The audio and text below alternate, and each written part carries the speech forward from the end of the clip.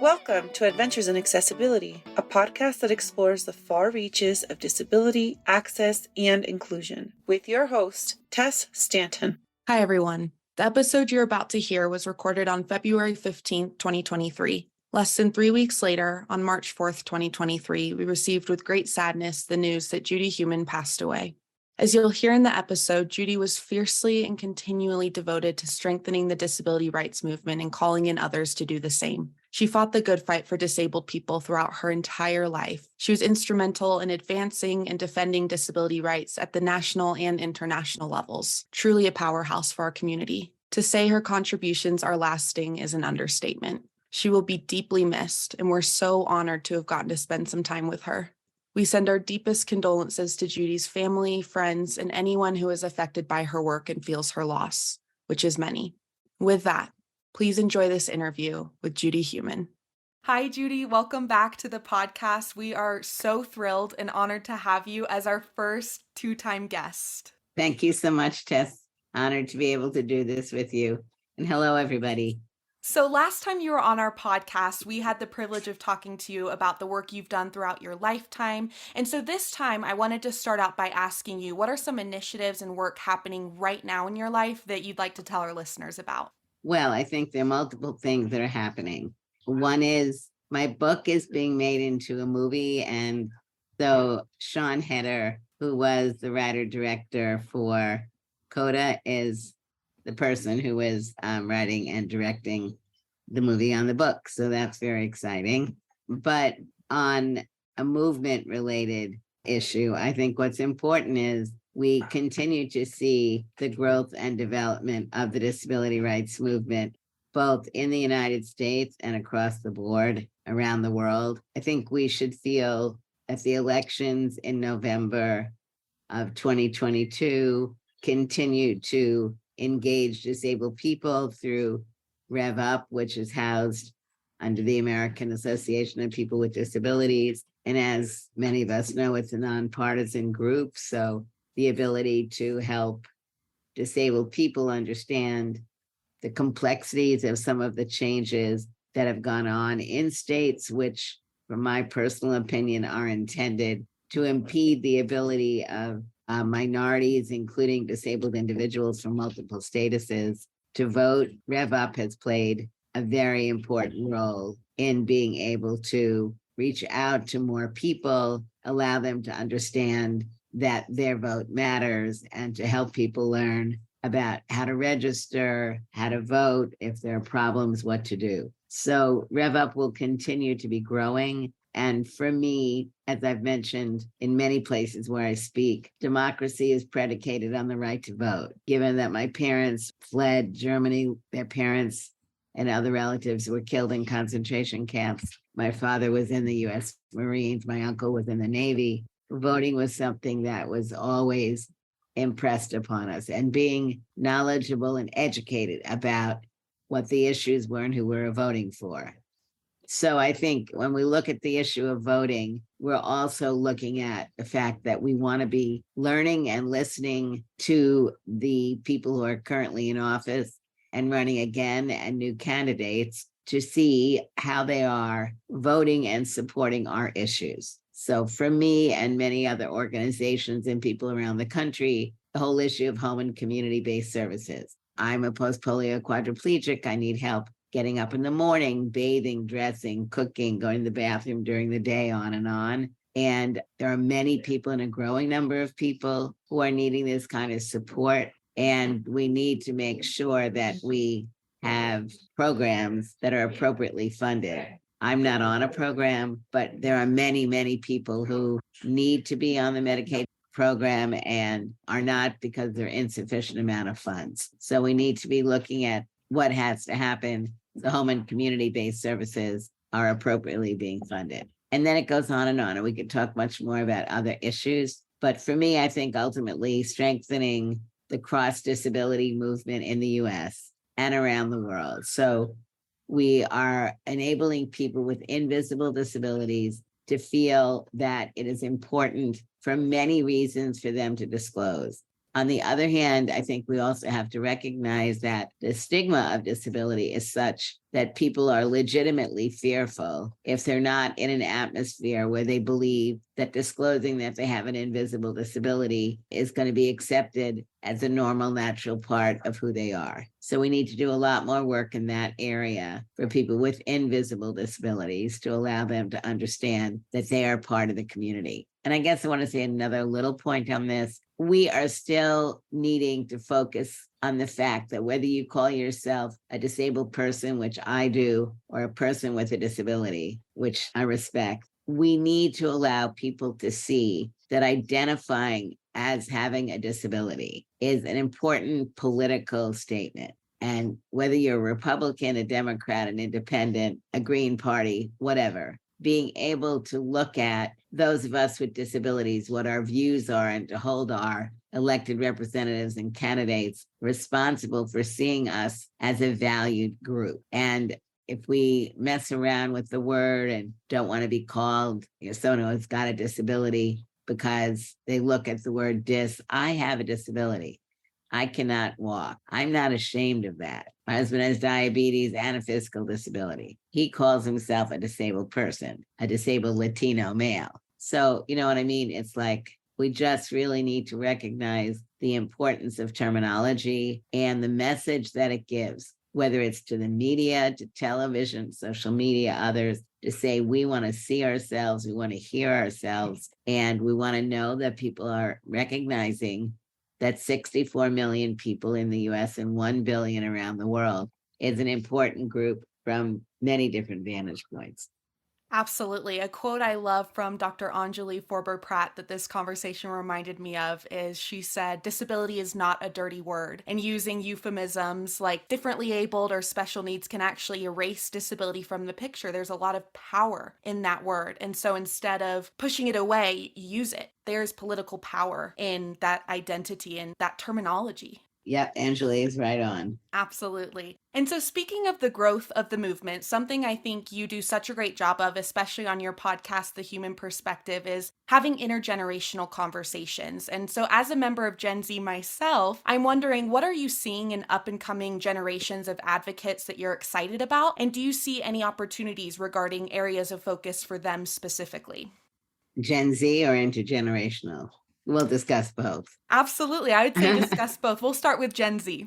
So, for me, one of the values of, growing up is you experience life at different points. So when I was 24, that was in the 1970s, things were quite different then. What I think is important for Gen Zers or for whatever group we're from is that we recognize that this is a wonderful time to really be talking about not only what the problems are, but what the solutions are. And to be looking at things, trying both to look at the current situation, the previous situation in that theme, whatever theme it may be, and what your vision for the future is. And as much as possible, I believe it is important to speak with people who've been involved in whatever issue you're working on to be able to get some historical information. And I think historical information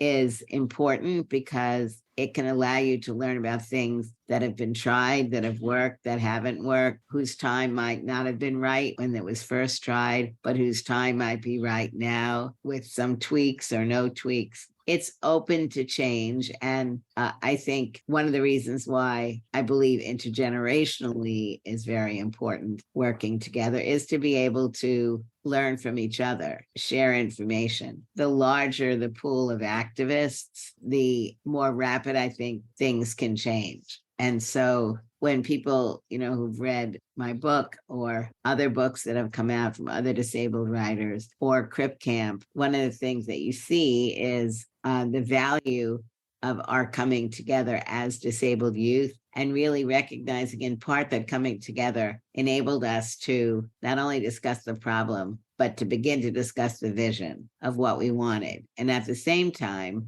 very often, we were not yet the experts. People were in high school, going to college, a little after, but we did have a vision, and that vision was, and you know this very well, in Colorado, we want buses that are accessible. And what do we need to do to get those buses accessible? And when you think that in Berkeley, California, and San Francisco, California, in New York City and Boston, all around the country, we were looking at very similar things. And there were different activities going on. And when ADAPT was formed in Colorado in the 1970s, one of its purposes was to address the issue of transportation and how the leaders of the organization really looked at this not just as a local issue, but as a national issue. And it took until 1990 to be able to, through the ADA, ensure that buses had to be accessible. So I think one of the other issues is the longevity to make change. Not everybody is going to be in it for the long haul for whatever reason, but I think we should really do our best not to get burned out quickly, because substantial change, like in the area of buses, really needs a lot of knowledge, thought, activism. And, one of the things that was going on, just using this as an example, was being able to find people who were knowledgeable about bus systems. What's the longevity of a bus? Are you going to go in and try to get the buses that are on the road to be made accessible? That really didn't work. So what do we have to do as far as the manufacturers of the bus, the cities and states that were ordering the buses that would be accessible? Things are multi-tiered. And so I think that's, again, one of the benefits of working intergenerationally is finding people who know more than one might know. And, technical issues, they're only going to be a relatively small group of people who understand the breadth of the technical issues, but knowing who those people are is very important in helping to develop the strategies that we're going to be working on. Now, on the issue of intergenerational, from my perspective, beyond what we were just talking about, when you look at the number of disabled people in the US as an example, as people age, they acquire more disabilities. And so I feel really started thinking about this in the 1970s.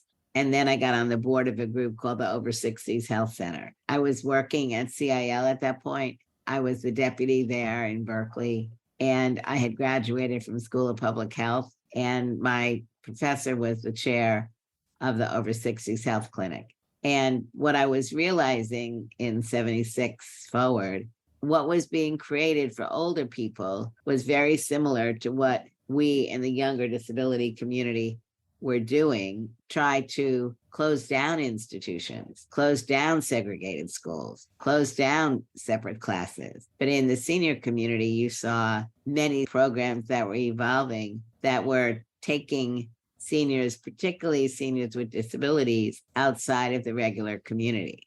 So I want people, as they're getting older, to recognize that beyond disability is a normal part of life. That's a phrase, and it's true. But what do you need to do? What should you consider doing to prepare for your future and for the future of your family, your partner, your children, your parents? So things like, when new construction is happening, is new construction of private homes? Are we ensuring that when those homes are being built, that you are not automatically excluding yourself in the future from being able to live in a residence that you bought? And I think there is a real need to have deeper discussions with people who don't have disabilities to allow them to really understand the implications of not wanting to have these discussions.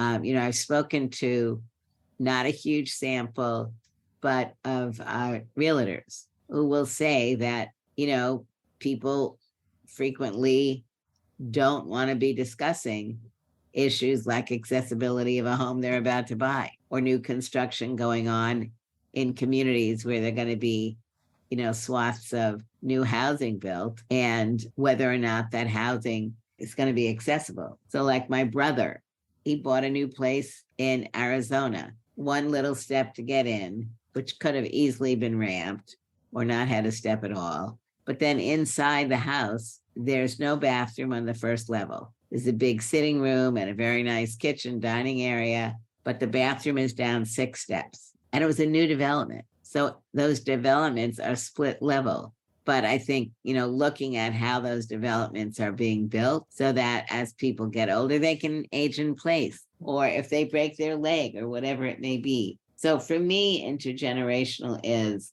really getting people to understand what their future could look like and what their future could look like if they were more engaged. Home and community-based services, transportation in the community, new construction and renovations for housing. Does the local government provide you with funding to be able to build a ramp, make a bathroom accessible, all types of things like that. But that's why I think we want younger people to be able to speak with people who are becoming older about what we need to be doing as a community to ensure that we can live lives as independently as possible. And that independence doesn't mean doing things alone. So, home and community services doesn't mean that I am not independent because I need help getting up in the morning, going to bed at night, going to the bathroom during the day, going shopping, whatever it may be, because I am the one that's making the decisions. And even if someone has memory issues or intellectual or developmental issues, you always want to be respectful of that individual person, their likes, their dislikes. So I think we need much more engagement. And for me, talking about, in this case, Gen Z, the changes going on in technology are very substantial. And I am not the brightest light bulb on the block when it comes to needing to deal with all these technological changes. So for me, I always feel it's really very valuable to work with people who understand technology, podcasts, all the various social media, how to use them. And it's a great combination. I think we're all really enriched by working together. Absolutely. And I think that that's really a theme of a lot of your work. I know it certainly is a theme in your memoir, is community. And your memoir begins with a note from you where you say, everything I've done in my life, I never would have been able to do alone. And so I also want to know, what advice do you have for younger people, particularly disabled people, on finding community, especially during the COVID-19 pandemic, which has resulted in greater isolation across the board? Well, I think we really need to, first of all, I do believe it's very important.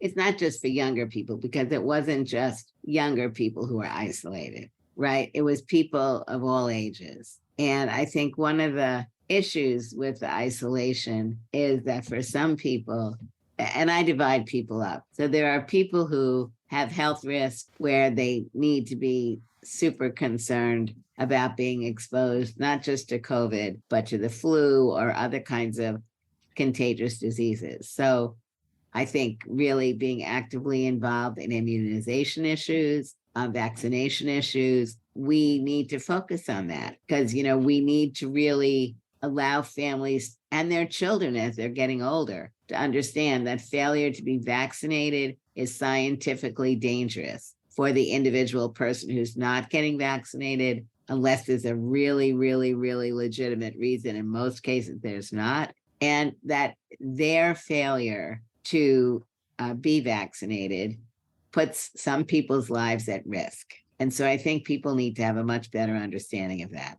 The other issue, I believe, is that we need to continually grow working with other communities. So yes, it's very important for us as disabled people to work together, to speak together, to think together, to dream together, to work together. But if you look at things like the ACA, the healthcare legislation that was passed under the Obama administration, one thing you see is that as the Republicans were trying to dismantle the ACA, it was more than ADAPT and CILs and other programs fighting to not enable these laws to be passed, but it was also the average person who was benefiting from healthcare that they hadn't had before. And I raise this point because, we're invested in healthcare. More and more people are recognizing that there is a role for healthcare, that people in this country, like in other countries around the world,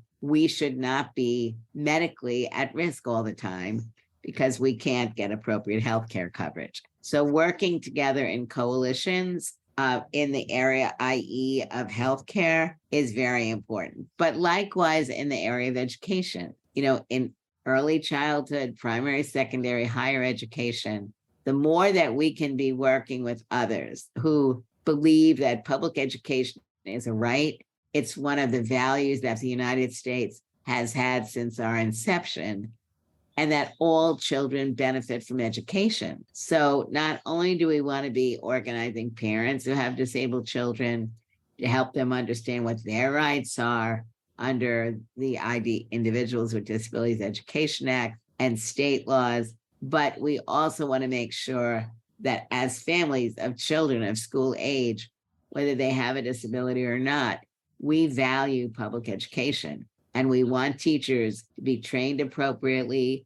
We want salaries for teachers to be appropriate, commensurate with the work that we're wanting them to do. I mean, in countries like Finland and others, where teachers are highly valued, that I think is something that we have moved away from.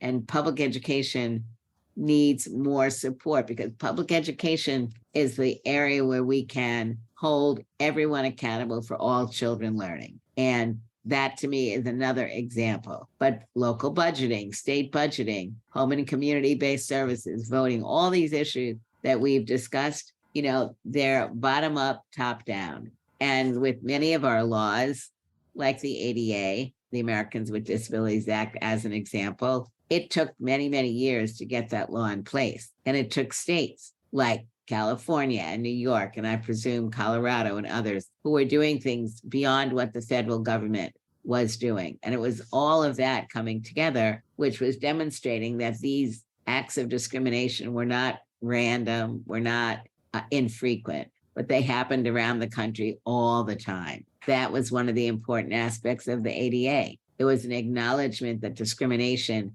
occurred everywhere, and there needed to be a national law like the Civil Rights Act of '64 and others, which allowed people to gain protections that they didn't have previously. So I think intergenerational with disabled and non-disabled people, but also disability rights groups, women's rights groups, LGBTQIA groups, BIPOC groups, we all need to be working together, because as we know, disabled people come from all these different communities. And I think it's fair to say that the vast majority of disabled people who come from, like, I identify as a disabled Jewish woman. And, I say that I can open the door into the disability room and feel very comfortable. I can open the door into the Jewish room and I am feeling more comfortable over the years, because the Jewish disabled community and parents in the Jewish community have really been holding our communities more accountable and talking about changes that we want to see happening, which is resulting in a growing number of rabbis who are studying and becoming ordained, who in fact are blind or deaf, or have physical disabilities or other forms of disabilities, and bringing that new level of knowledge, both as a disabled person, as a Jew, and as a rabbi, that's helping us. In the women's community, likewise, there is more going on where disabled women are a part of women's movement activities. But I would say many of us, including myself, believe that we're not where we need to be there yet. And so, we want all of these groups to move away from not looking at us, pretending that they're addressing our issues, and being really willing to sit down and work together. You've got groups like the Leadership Conference on Civil and Human Rights, who before 1980 really were not inclusive of disability,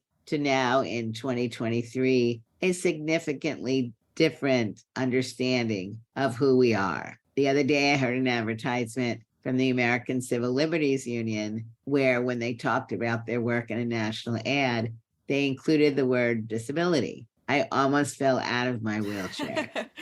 And I was so excited, because that's what I want to hear. For anybody who read my book in 1970, when I was denied my teaching license in Brooklyn, New York, and I called the ACLU to come in and talk to them, about the fact that I'd been denied my license because of, quote, paralysis of both lower extremities, sequelae of poliomyelitis. And they said, no, that wasn't discrimination. It was 2 years ago, I guess, that I finally got a letter from the head of the ACLU apologizing for that. And so did take them many years to do that. But the result is you can see that the ACLU around the country now is doing much better work on issues affecting disabled people. And those are the changes that I believe are so important. And we have to recognize, whether it's in disability or discrimination based on race or religion or sexual orientation, people have grown up in societies that are biased, that discriminate, that don't acknowledge. And so we have to think of creative ways to address this. And I think, again, I'm very concerned not only about what I was mentioning earlier with voting rights, but I'm very concerned about what's going on in some states where state legislatures are and governors are coming in and saying certain subjects are not going to be able to be taught in school. As a member of family where we lost, as I said, numbers of people in the Holocaust, do I want 5-year-old children to learn about it? I definitely do. Do I want them to see what happened in Cambodia, what's happening in countries around the world today? I do. And, what responsibility? Well, clearly a 5-year-old didn't have responsibility for what happened before they were born, or a 10-year-old or a 15-year-old or a 20-year-old, whatever. But the reality is you need people to understand that discrimination does more than hurt. Discrimination is something which has long-term impacts. And so again, I think for the community, disabled and non-disabled, we need to be speaking up about why the history is important. Do I want people to know that disabled people in Colorado and in every other state were institutionalized against their will? The tragedies that occurred to people in these institutions, the increased rate of sexual violence? I absolutely do. And I know that that needs to be age appropriately discussed, but I taught 7-year-old kids. You can be teaching children about what discrimination is, what racism is, what handicap ableism is. And it's important for kids to be able to start thinking about this and be given examples of what they should start thinking about. Like for a children's book, do you see any visible disabled people in the illustrations? You slowly are seeing some more children's books with that in there. Well, I want a child to be able to see that there is something missing if 1 out of 50 books has someone who might look like them or their friend. So I really feel it's very, very important that we look comprehensively at what it is in your life that's important. What do you do in your daily life? What are issues that are important to you? Are you going to the movies? Are you going to the store? Are you wanting to get to your neighbor's house? Are you being bullied in school? There's a very, I don't know, do you know Molly Burke? We're trying to get her on the podcast, actually. We just interviewed her last week, but I would suggest that, your listeners go to her YouTube. She's got some, many things that are just kind of her daily life, which may or may not be of interest to people, but she's a very interesting young woman. But what I think is very important is she is quite explicit about areas that she has faced discrimination. She doesn't have a book. It's an audio, which is great. But what I like very much about what she and others do is really open the door to allow people to hear her thinking and the impact that these activities have had on her, just like I tried to do in my book. And the reason why I think I was so focused on being quite explicit in stories in my book, like Molly is in her YouTubes, is not that I only want you to understand what my issues were, but the bigger point for me is, are you now thinking about, whether you have a disability or not, are you now thinking about aspects in your life that were painful or joyous? And how do you describe those? How do you use those as examples? Because I think too frequently we don't explain what's happening. And again, these issues of not allowing certain discussions to be held in classrooms, whether it's in elementary school or universities, these are all, in my view, not only undemocratic, but they also adversely affect our ability as a nation to truly allow us to see the importance of the diversity that we have in our country, to be respectful of people, and to value who we are as a nation, and to acknowledge when things go well and to acknowledge when things are happening that are quite hurtful and adversely affect communities. Well, Judy, I want to thank you so much again for joining us. I always learn so much and so many new things whenever I hear you speak or whenever I read your writing. And so I really want to thank you again for being our first two-time guest. We're truly honored and we're so excited to meet you and to speak with you. Thank you so much again. You're very welcome.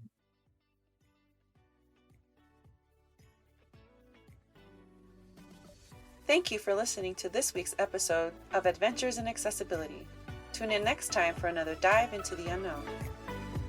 Adventures in Accessibility is hosted by Tess Stanton and Jessica Lucania as our sound engineer. This podcast is a project of the Rocky Mountain ADA Center and is funded under a grant from the National Institute on Disability, Independent Living, and Rehabilitation Research. Grant number 90DPAD0009-01-00. This production is intended solely for entertainment and informal guidance and should not be considered legal advice. The opinions expressed by guests are not necessarily held or endorsed by the Rocky Mountain ADA Center.